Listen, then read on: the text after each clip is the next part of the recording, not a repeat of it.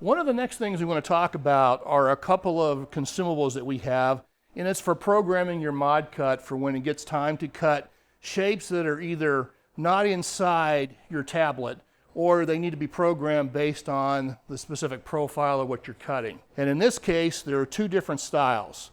This particular one right here is for standard cutting.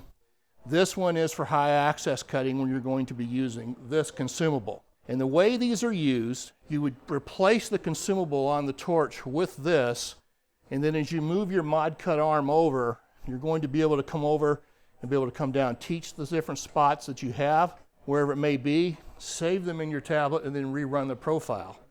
And if it's one of these parts, same thing, just take it out, replace it, and in this case you might be teaching where you're going inside the tight spots that you're doing so that you can get it programmed into your tablet what you want to cut. These are great for teaching the thing when you're not using a standard shape or verifying where all your cut parameters are going to be.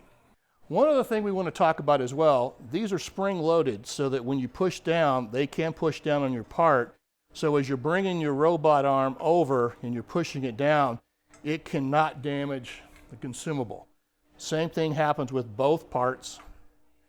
You're able to do that. So that way you can come over, touch it, but if the robot arm goes down too far, it's not going to hurt anything because it's spring loaded.